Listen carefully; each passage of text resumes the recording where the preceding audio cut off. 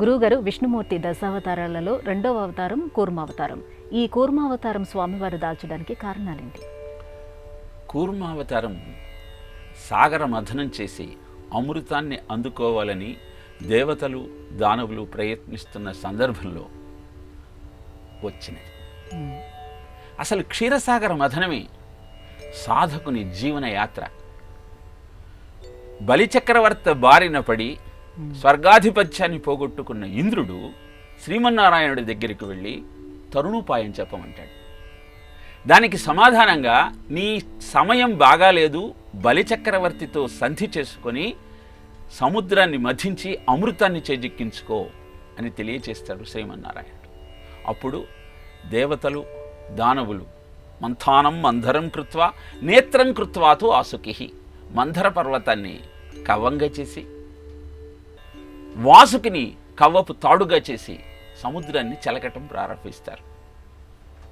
అలా చిలుకుతున్న సమయంలో ఆ మంధర పర్వతానికి కింద ఆధారం లేకుండా ఉన్న కారణాన అది నీళ్లలోకి జారిపోతూ ఉంటుంది.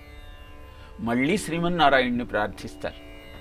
సవరనై 1,00,000 యోజనముల వెడలుపై కడు కఠోరమైన కర్పరము అదనైన బ్రహ్మాండమునైన ఆహరించు ఘనధరంబగు ముఖ గౌహరంబు సకల చరాచర జంతు జాలమునెల్ల మృంగి లోగును నట్టి మేటి కడుపు విశ్వంబుపై వేరు విశ్వంబు పైబడ్డ ఆగిన కదలని గట్టి కాళ్ళు. ఇలా అద్భుతమైనటువంటి కూర్మ రూపంలో ఆ స్వామి అవతరించి ఆ మంధర పర్వతాన్ని నిలబెట్టాడు. ఇక్కడ మనకు ఒక సందేహం వస్తుంది, కూర్మ అవతారంలోనే ఎందుకు రావాలి? ఒక చేపగాను తిమింగలంలో గాను రావచ్చు కదా. అంటే తాబేలు పైన ఉన్న చర్మం అది గట్టిగా ఉంటుంది. గట్టిగా ఉండి అది ఏం చేస్తుంది అంటే, తామేలు దగ్గరికి వెళ్ళి నువ్వు కర్రతో ఎంత కొట్టినా దాని దగ్గర ఎలాంటి రియాక్షను ఉండదు. పగ తీర్చుకోవాలన్న ఆలోచన దానిలో కనపడదు.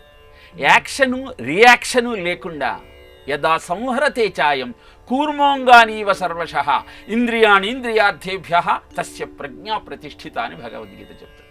అంటే ఇంద్రియాలన్నింటినీ అంతర్ముఖం చేసుకొని చర్య ప్రతిచర్య లేకుండా నువ్వు జీవనాన్ని గడపగలిగినప్పుడు అద్భుతమైన విజయాన్ని నువ్వు సాధించగలుగుతావు. ఒక వాటర్ బాటిల్ని తీసుకొని ఎంతగా దానిని ఝుళిపించినా మూత తీసిన తరువాత ఎలాంటి పొంగు దానిలో కనపడదు. అదే ఒక సాఫ్ట్ డ్రింక్ తీసుకొని దాన్ని కదిపితే బుస్సున పైకి ఉంచుతుంది. అలా నీవు జీవితాన్ని ఎలా గడపాలి, సాధన చెయ్యాలి అంటే ఎలాంటి క్రమాన్ని పాటించాలి అని తెలియజేసేదే కూర్మ అవతారం. అందుకే తాబేలు 300 సంవత్సరాలు బ్రతుకుతుంది. కారణం, నిమిషానికి 1 లేదా 2 సార్లు మాత్రమే గాలి పీల్చి వదిలేస్తాం. కానీ కుక్క, గుర్రం ఇలాంటి జంతువులు నిమిషానికి 72 సార్లు గాలి పీల్చి వదిలేస్తాయి. అందుకని ఇవి 12 సంవత్సరాలే బ్రతకగలుగుతాయి.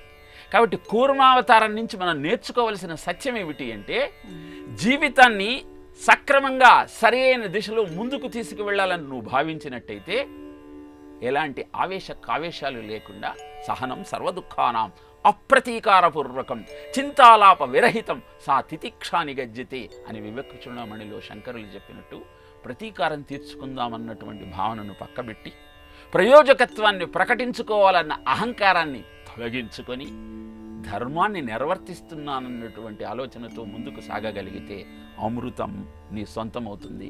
సాగర మథనం జరుగుతుంది. శరీరమే పర్వతము, ఆలోచనే వాసుకి.